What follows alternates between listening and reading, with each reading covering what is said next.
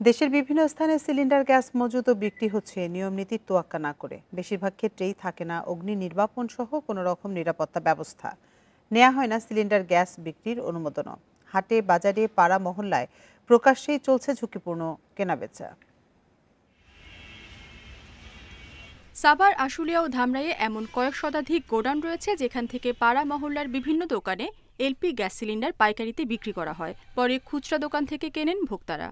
তবে সিলিন্ডার মজুতে রাখা হয়নি কোনো নিরাপত্তা ব্যবস্থা। এছাড়া ক্রেতা বিক্রেতারা সিলিন্ডারের মান সম্পর্কেও সচেতন নন। গ্যাসের বোতল আমরা রাখি ঝুঁকিপূর্ণ কিনা কোম্পানি তো ওই সম্বন্ধে কোনো কিছু আমাদেরকে বলেও না, কোনো কিছু গায়ে লেখাও নাই। এটা নতুন কিংবা পুরাতন দেখে আমরা এটা বুঝি যে পুরাতনটা হচ্ছে ঝুঁকিপূর্ণ বেশি, নতুনটা হচ্ছে ঝুঁকিপূর্ণ না।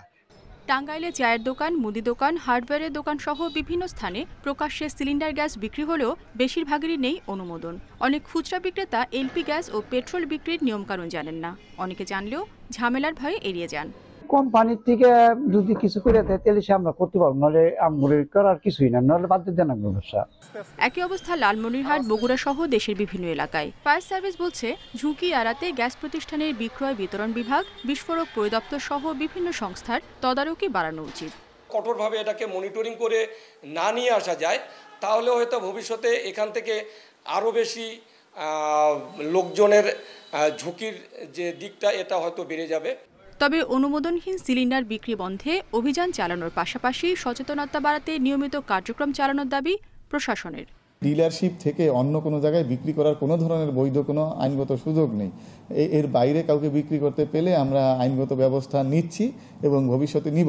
ঝুঁকি এড়াতে আইনের কঠোর প্রয়োগের দাবি সংশ্লিষ্টদের।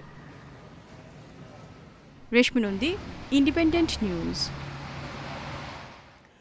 এ নিয়ে বিস্তারিত জানাতে লালমনিরহাট ও মানিকগঞ্জ থেকে আমাদের সাথে যোগ দিচ্ছেন সহকর্মীরা। শুরুতে যাচ্ছে লালমনিরহাটে, সেখানে আছেন সহকর্মী মাহফুজ রহমান। মাহফুজ, লালমনিরহাটে গ্যাস সিলিন্ডার বেচাকেনায় নিয়ম কতটা মানা হচ্ছে আর তদারকির উদ্যোগ যথেষ্ট কিনা সেখানে? আপনাকে ধন্যবাদ। আপনাকে জানিয়ে রাখি যে লালমনিরহাটের যে পাড়া মহল্লা সহ বাজার ঘাট বিভিন্ন মোড়ে মোড়ে কিন্তু যত্রতত্র ভাবে কিন্তু এই অতি দাহ্য পদার্থ সিলিন্ডার গ্যাস কিন্তু বিক্রি হচ্ছে। এখানে যেমন বিক্রেতারা জানে না যে বিস্ফোরক পরিদপ্তর থেকে যে তাদের সনদ নেওয়া দরকার সেটি তারা জানে না, তেমনটি জানে না সাধারণ মানুষ যে এটি অতি দাহ্য পদার্থ, এটি খুব সতর্কতার সহিত ব্যবহার, পরিবহন, বিপণন সবকিছু করতে হবে, সেই জিনিসটি কিন্তু তারা অবগত নন।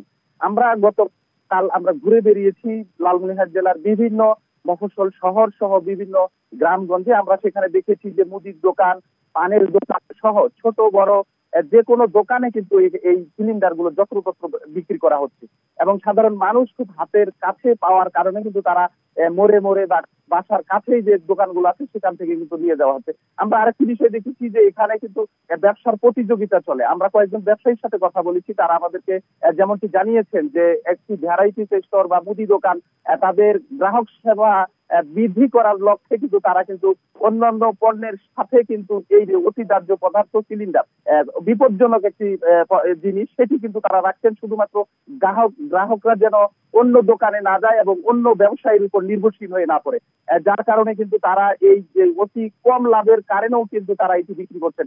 আমরা কথা বলেছিলাম বিক্রেতাদের সাথে, তারা আমাদেরকে যেমনটি বলছেন যে তারা জানেনই না যে এটি বিক্রি করতে গেলে যে বিস্ফোরক পরিদপ্তরের যে সনদ দরকার বা ফায়ার সার্ভিস থেকে অনুমতি দরকার সেটি জানেন। আমরা কথা বলেছি ফায়ার সার্ভিসের সাথে, ফায়ার সার্ভিসের লালমনিরহাট স্টেশনের যে স্টেশন অফিসার রকনুজ্জামান, তিনি আমাদেরকে বলেছেন যে এই ব্যাপারে কিন্তু জেলা প্রশাসনের সাথে সমন্বয় করে গ্রাহকদেরকে সচেতন করা হচ্ছে, পাশাপাশি মোবাইল কোর্ট অভিযান করা হচ্ছে।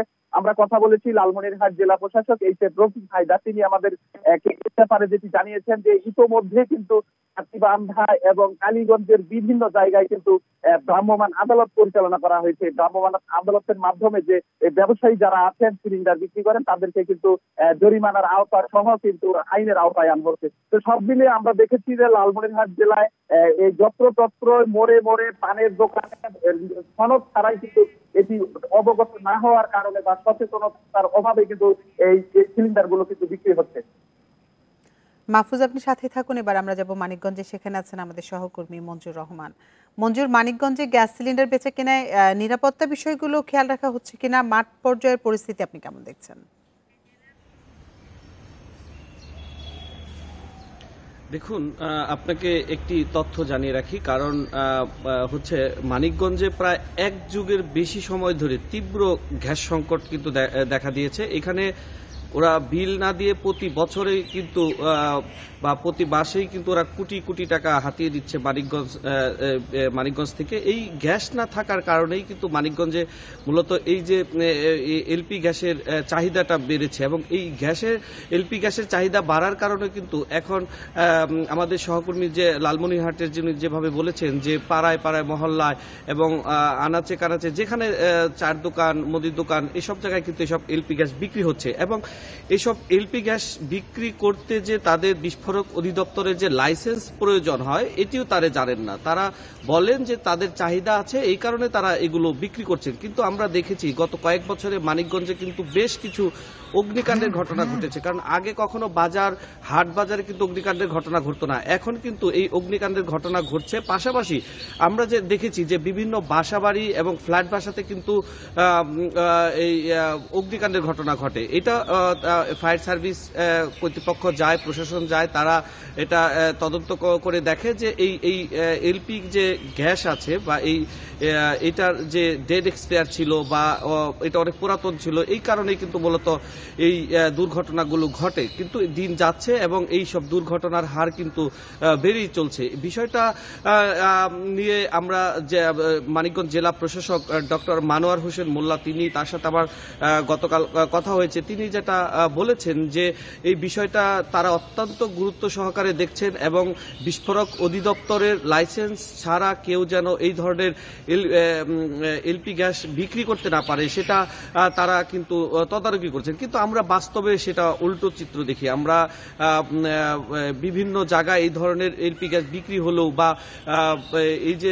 পেট্রোল যেগুলো বোতলে করে বিক্রি করে সেগুলো দেখলেও কিন্তু আমরা সেরকম আশানুরূপ অভিযান সেটা কিন্তু আমরা দেখি না। আর মানিকগঞ্জে ডিলার, পুরো মানিকগঞ্জ জেলায় 10 জন ডিলার আছে এবং 5 জন সাব ডিলার আছে, এবং কয়েকশো মানে 2 শতাধিকের বেশি এরকম কিন্তু এই যে খুচরা যারা বিক্রেতা তারা কিন্তু আছে, সেটা আরো বেশি আছে। তো এটা সাধারণ মানুষ এবং ভুক্তভোগী সবারই দাবি যে প্রশাসন যেন এই বিষয়টা হার্ড লাইনে থাকেন এবং এই সব খুচরা যারা বিক্রি করেন তাদের বিষয়টা তারা যেন একটা সেফটি জায়গায় রেখে এগুলো বিক্রি করেন, এবং খোলা বাজারে বিক্রি করলেও তারা যেন যে প্রশাসনের যে বিস্ফোরক অধিদপ্তরের লাইসেন্স থাকে সেটা যেন তারা নিয়ে এবং নিয়ম নীতি মেনেই যেন তারা এটা বিক্রি করে। এটা কিন্তু গ্রাহকরা চান। আবার তারা বলেন যে এটা কোথায় থেকে করতে হয় সেটা এক ধরনের এই কারণে তারা করে না, আবার এটা প্রতি বছরে বছরে রিনিউ করতে হয়, এইটাও তাদের একটা ঝামেলা